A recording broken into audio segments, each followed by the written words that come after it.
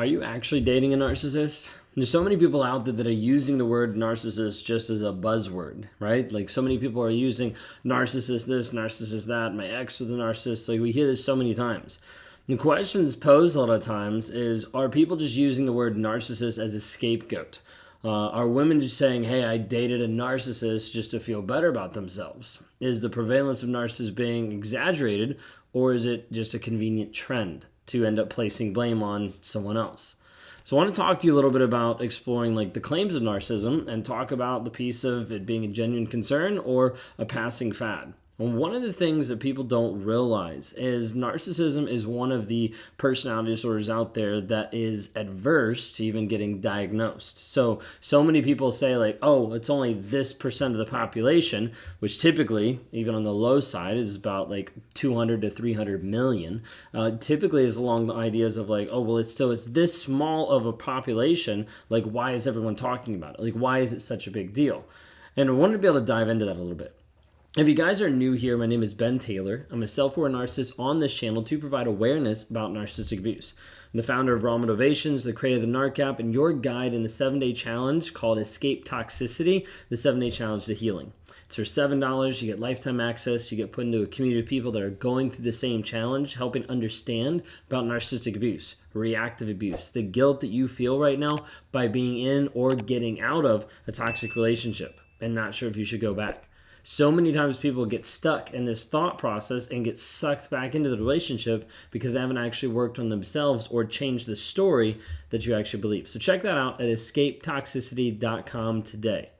Well, when we talk about this aspect of like, are people just viewing everybody as being a narcissist, let's kind of break it down a little bit to first understand just narcissism in general.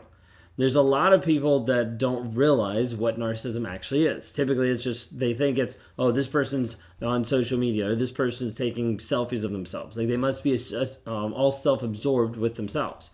Now, while that's true that a lot of narcissists are self-absorbed, it comes across in many different ways. When we think about narcissism, the excessive sense of self-importance, a lack of empathy, constant need for admiration, a lot of times jealous of other people or think that other people are envious of them. There's multiple different things.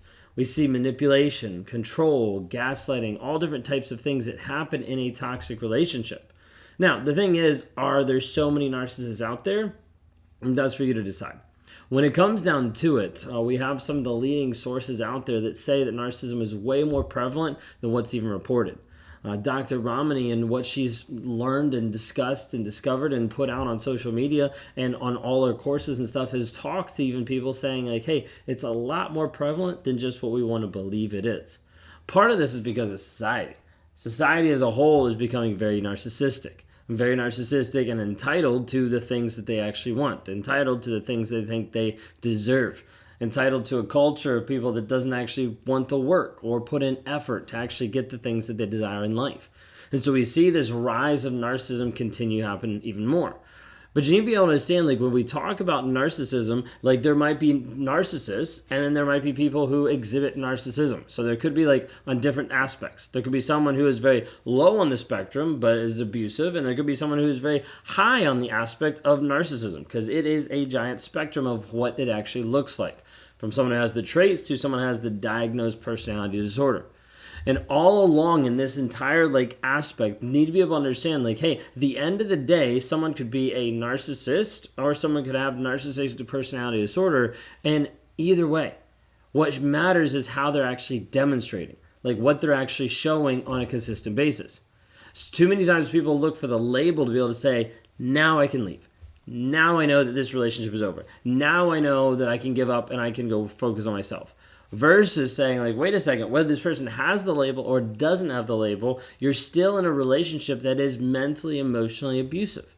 So like understanding this is helpful to be able to see, regardless of what level or what percentage is actually accurate based on personality disorder that doesn't get diagnosed. Part of that you need to understand is like, hey, this piece that's going to be here, no matter what, it's going to continue moving forward no matter what. And so it's getting to the place of understanding you are looking at the demonstration. You are looking at the actions and not worrying about the actual diagnosis.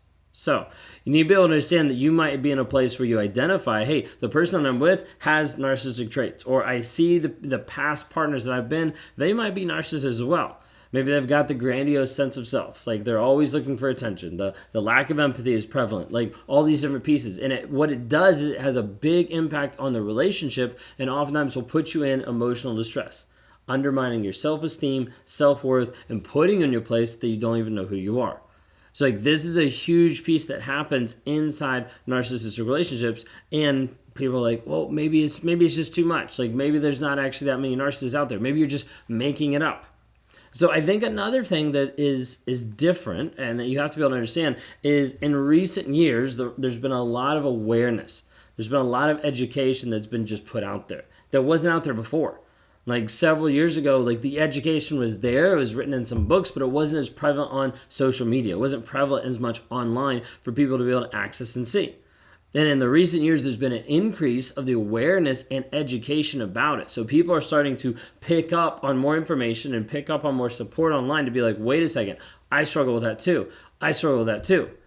And a lot of times people are like, yeah, it can't be that prevalent. And then I'm like, well, you think it's not that prevalent, but then we keep having people come out of the woodwork being like, oh, that's the exact same thing that happened to me. This is how I was gaslit. This is how I was abused. Okay? And so a lot of times people have gotten to the place now where they're way more informed. Like, this is actually real. Like, this is actually going on. And growing up, I didn't even think a lot of personality disorders even existed. Like we just didn't talk about it. Like, it wasn't like a regular table conversation. It wasn't something that even got validity. And so the majority of the time, I thought a lot of things were just made up or wasn't actually true. And so you need to be able to understand, as we've been seeing more and more education out there, more people are like, oh, I resonate with this. Like, I connect with this. We put out one video and there's like thousands of people that respond and they're like, hey, that's me. You spoke exactly to the things that I struggle with. So a big part is now there's more information out there than what's ever been out there before. This awareness helps you actually identify the unhealthy patterns of what's been going on. It might be unhealthy patterns of the narcissist in your life, or it might be unhealthy patterns if you've been going from narcissist to narcissist to narcissist. You're like, wait a second, something's actually wrong here. Like, I need to be able to understand. So like part of it is just the education. Online communities, forums, educational resources, social media as a whole. Like, people have gained insights into, hey, these are the red flags, these are the warning signs, and now people are starting to see it. It's one of those things that once you see it, you can't unsee it. And the thing is, no one saw it for a long period of time. So now that people are seeing it, people see it, okay? It's kind of weird, but that's how it works. All right, then you have like the last one I want to be able to touch on, and then we'll kind of touch on a couple of things. Just validating like personal experiences. And like, it's important to know that if you're in a place where you're thinking, oh man, there's like so many, you might end up discounting someone that's near you. Like, you might end up discounting someone who's actually going through the shit that's in their life right now, the abusive like person that's in their life. And so it's important to understand, like, hey, you might know people, or you might interact with people on a day-to-day basis that encounter narcissistic people, that you deal with narcissistic people, that are stuck in narcissistic relationships.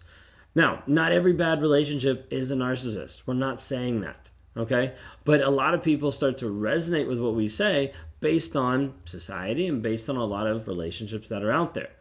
While you need to understand that, hey, not every bad relationship is a narcissist, you also have to understand it's important not to dismiss or undermine the experiences of people who've actually suffered in toxic relationships, in abusive relationships, manipulation, gaslighting. And a lot of times, all those are done at the hands of a narcissist, okay? So we need to give grace, okay? I think that would be the first thing. Like, we need to give grace. If you have someone that's talking about their narcissist all the time, and you're like, gosh, like, I wish they would just stop because it's all about the narcissist. Like, give some grace. Because you haven't been in this addictive trauma bond to be able to have really any judgment at all. Instead, you can be able to step back and be like, okay, like, there's something here that they need either support or help to be able to process being with a toxic person, being stuck in a toxic relationship. Maybe it's stuff that you didn't see, or maybe it's stuff that they reached out for help and you didn't give. Being able to understand the toxicity that someone is in is important. And it's helpful for that empathy and sympathy to help them grow and to help them move forward. So mainly I'm just saying there is like, don't dismiss it, okay? Don't dismiss someone's claims of like, hey, I've been with a narcissist, or like, I'm struggling. At the end of the day, toxic is toxic. Like I said at the beginning, like, it doesn't matter if the person has the label or not. What matters is what's actually being demonstrated on a day-to-day basis. If you're with a toxic person, narcissist or not narcissist, and they're not showing honesty, vulnerability, and consistent change, you're not in a good relationship. Doesn't matter if it's a narcissist or not. It matters what is demonstrated. Doesn't matter if it's a narcissist or not. It matters what is demonstrated on a consistent basis.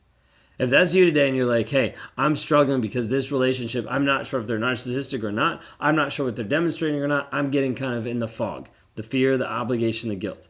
Now, why don't you go to escapetoxicity.com, escapetoxicity.com, to be able to see and understand, hey, this is what's actually going on. This is what I'm actually seeing. This is the struggle right now. Okay, of going through and not knowing who you're actually dealing with and not knowing the tendencies and the things that are actually happening. So take Escape Toxicity. It's a $7 course. You get lifetime access so you can actually understand more in depth about narcissism, how it shows up in your life, how it's actually like interacting with the relationship, what the manipulation piece is, what the guilt aspect looks like, and gives you a good foundation to be able to start your healing and to start your growth moving forward of understanding not just the narcissistic relationship, but then how you show up, what you do next, how do you build boundaries, and to move forward into the person that you're called to be.